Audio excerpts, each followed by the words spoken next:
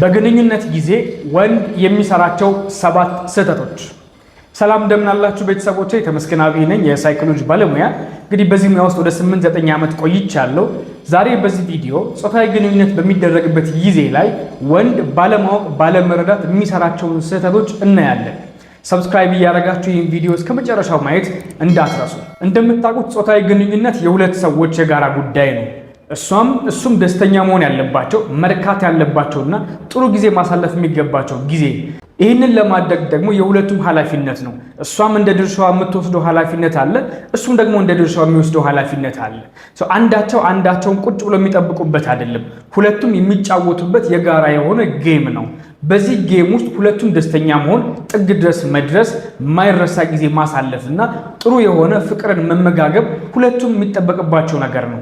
ታዲያ ብዙ ጊዜ ወንድ ባለማወቅ የሚሰራቸው ስህተቶች አሉ። ሴቶችም ጭምር የምታነሷቸው ቅሬታዎች ናቸው። ምናልባት ይህንን እያየሽ ያለሽው አንቺ ከሆንሽ ለባለቤትሽ ይህንን ማሳየትና እንዲገባው እንዲረዳው ማድረግ ይጠበቅብሻል። ወይም ደግሞ አንዳንድ ወንድ እንደዚህ አይነት ነገር ስናሳየው አትችልም እያልሽ ነው ብሎ ራሱን ለመከላከል ሊሞክር ስለሚችል ሌላ ጊዜ ላይ ኖርማል በሆናችሁበት ሰዓት ላይ በጨዋታ መሃል ማንሳት ይቻላል። እንደዛ እያነሳሽ ቀስ አድርጋሽ በሚገባው መንገድ ማስረዳት ትችያለሽ። ምክንያቱም ብዙ ወንድ ማለት ይቻላል ስለዚህ ጉዳይ ግልጽ አድርጎ ለማውራት ምቹ አይደለም። ያው ስለ ወንድ ብቻ እያወራው ስለሆነ ነው አሁን ወንድ ምለው። ሴቶችም ግልጽ ላትሆኑ ትችል ይሆናል።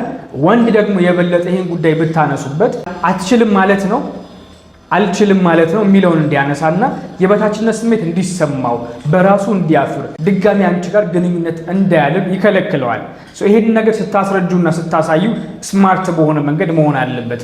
በፍቅር አድርገሽ ቀባብተሽ እና ደግሞ ሊገባው በሚችል መንገድ መሆን አለበት ማለት ነው። ኤኒዌይስ እነዚህ 7 ግንኙነት በሚደረግበት ጊዜ ላይ ወንድ የሚሰራቸው ስህተቶች ምንድን ናቸው? ወደ መጀመሪያው እንግባ። የመጀመሪያው ስህተት መፍጠን ነው። ብዙ ጊዜ ወንድ ያሰበውን ነገር ቶሎ ማድረግ ስለሚፈልግና ጨርሶ መሄድ ስለሚፈልግ ሊፈጥን ይችላል። የወንድና የሴት የግንኙነት ፍላጎት በጣም ልዩነት አለው። አንድ ወንድ እንዴት ማለት መሰላችሁ? ወንድ ሁልጊዜም ግንኙነት ለማድረግ ዝግጁ ነው። ሴት ግን ረጅም ጊዜ ይወስድባታል። በምሳሌ ባስረዳችሁ፣ አንድ በር ሁልጊዜም አለ እስከነ ቁልፉ ማለት ነው። ያንን በር ለመክፈት ከእናንተ የሚጠበቀው ቁልፍ ብቻ ነው። ስለዚህ በሩ ላይ ያለው ጋን አለ፣ መክፈቷ ግን እኛ እጅ ላይ ነው ያለችው። which means ለመከፈት ሁልጊዜም ያበር ዝግጁ ነው፣ ትክክለኛው ቁልፍ ከተገኘለት ማለት ነው። አንድ ወንድም ልክ እንደዚህ ሁልጊዜም ዝግጁ ነው ማለት ነው። የሚጠብቀው ምንድነው? ቁልፍ ነው እየጠበቀ ያለው እንደማለት ነው። ወይም ደግሞ እቤታችሁ ያለ ማብሪያና ማጥፊያ ያለ ልክ የዛን ያክል ቀላል ነው። ስትነኩት ኦን ያደርጋል፣ ስትነኩት ኦፍ ያደርጋል፣ ስዊች ማለት ነው። ልክ እንደዛ የወንድ ስሜት የወንድ ግንኙነት የማድረግ ፍላጎት ሁልጊዜም ሰውነቱ ዝግጁ ነው። ሴት ግን እንደዚህ አይደለችም። ሴት ጥሩ ስሜት ላይ መሆን አለባት። ቀድማ ስለዚህ ጉዳይ ማሰብ አለባት። ሰውነቷ መዘጋጀት አለበት። ሁኔታዎቹ ሊፈቅዱላት ይገባል ማለት ነው። ለወንድ ግን ተደስቶም ይሁን ተበሳሽቶም ይሁን ተሳክቶለትም ይሁን አልተሳካለትም ይሁን ግንኙነት ለማድረግ ምንም ችግር የለበትም። ይሄ አፈጣጠራችን ያለው ልዩነት ነው። ለሴት ሲሆን ግን ለምሳሌ ማታ ላይ ከሆነ ግንኙነት የሚደረገው ከጠዋት ጀምሮ መዘጋጀት አለባት። ለምሳሌ ጠዋት ላይ ስትሄድ በተለየ መንገድ አቅፈሃት ስመሃት ቆንጆ እንደሆነች ነግረሃት ልትሄድ ትችል ይሆናል። ቀን ላይ ደግሞ ቴክስት ልታረግላት ትችል ይሆናል። ምናልባት ደውለህላት እስካገኘች ድረስ ጓጉቻለሁ ልትላት ትችል ይሆናል። ቀድመሃት መጥተህ ደግሞ ቤቱን ልታስተካክለው ቆንጆ አድርገህ ልታሳምረውና ጥሩ የሚስብ ልታረገው ትችል ይሆናል።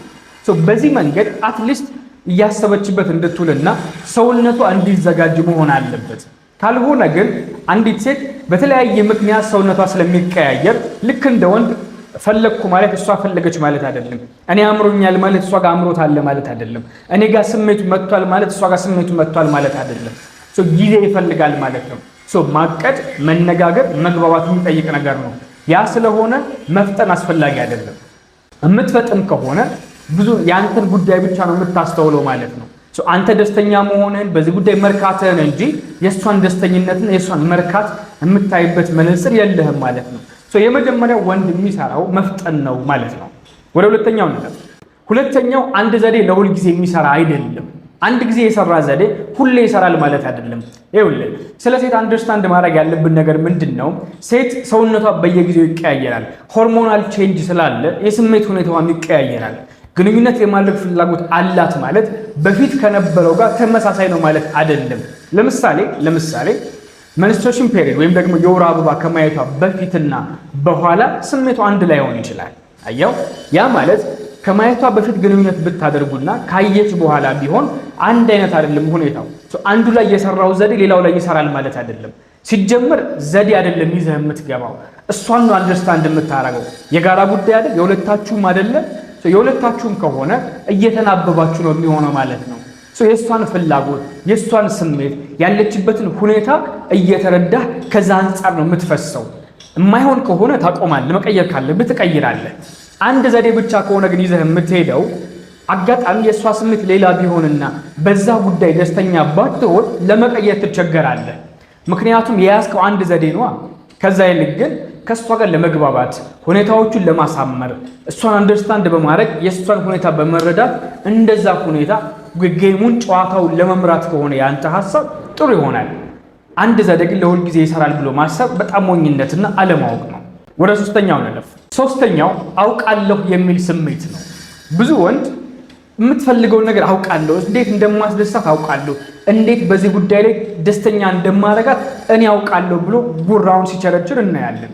ሪያሊቲው ግን ምን ያክል ወንድ ያውቃል የሚለው ጥያቄ ምልክት ውስጥ የሚገባ ነገር ነው። ነገር ግን አውቃለሁ የሚል ስሜት በጣም ብዙ ዋጋ የሚያስከፍል ነገር ነው።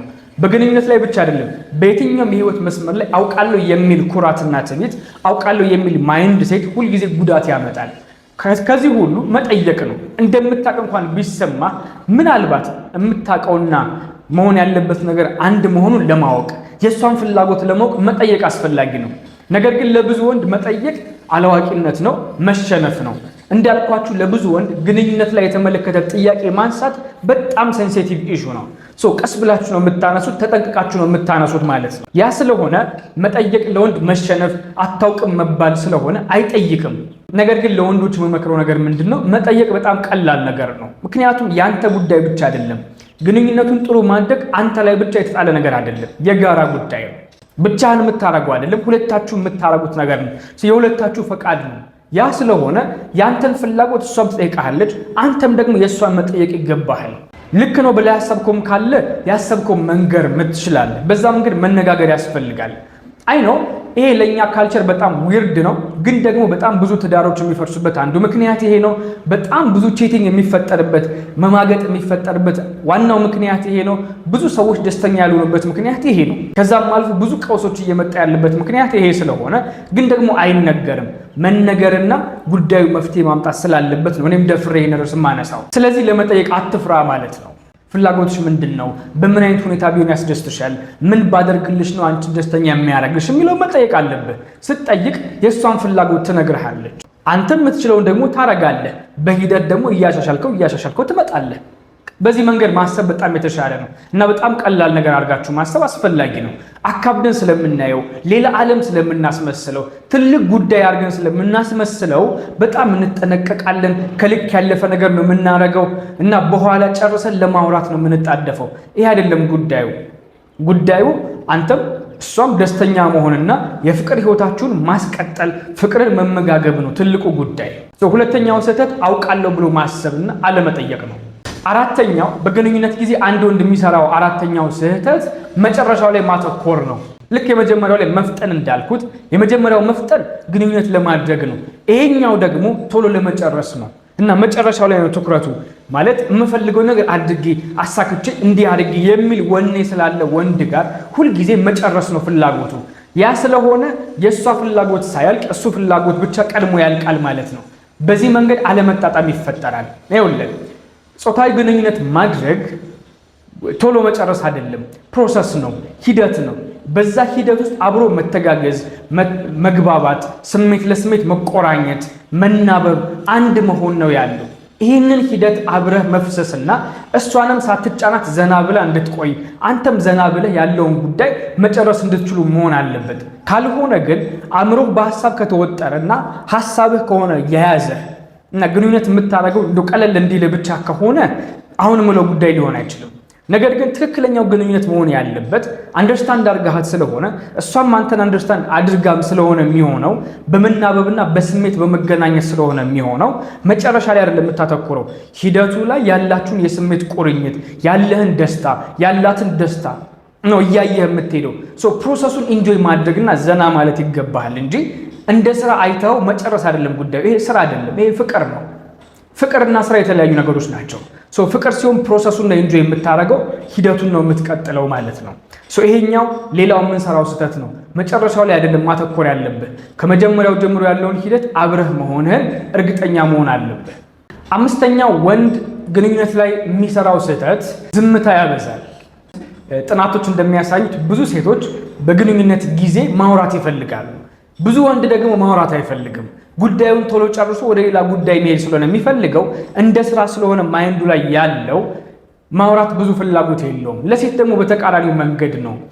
ማውራት መለማመድ አለብህ ማለት ነው ምን ያክል እንደምትወዳት ምርጫ እንደሆነች ሰውነቷ እንደሚያምር ደስተኛ እንደሆንክ ምን እየተሰማት እንደሆነ እያንዳንዱን ጉዳይ ማውራት አለብህ በዚህ ጊዜ ግን ወንድ የሚቸገረው ነገር ሴቶችም አንደርስታንድ እንድታረጉት የምፈልገው አንድ ወንድ በአንድ ጊዜ ሁለት ስራ መስራት ይቸግረዋል ግንኙነት በሚያደርግበት ሰዓት ላይ ማውራትም ከጀመረ ሁለተኛ ስራ ነው ለሴት በጣም ቀላል ነው ለወንድ ግን ከባድ ነው አንዱን ሲጀምር አንዱ ይቀንሳል ግዴታ በአንድ ጊዜ አንድ ቦታ ላይ ነው የሚሆነው ሲንግል ታስክ ስለሆነ የሚሰራው ብዙ ወንድ እኩል አውራ ማለት አይቻልም እኔም አሁን ሪከመንድ ማረገው በደንብ የቀለጠ ወሬ እንድታወራ ሳይሆን አትሊስት ዝም ማለትን እንድትተወው ነው አትሊስት ዝም ማለትን እንድትወውና የሚሰማትን ስሜት እንድትጠይቃት ቆንጆ እንደሆነች እንደምታምር ምርጫ እንደሆነች ሁሌም እንደምትወዳት አሁን በመታሳልፈው ጊዜ በዚህ ሰከንድ ውስጥ በጣም ደስተኛ እንደሆንክ ከልብ ሳትዋሽ የእውነት መንገር ያስፈልጋል የሽንገላ አይደለም በዚህ ሰዓት ላይ ብቻ ልበላትና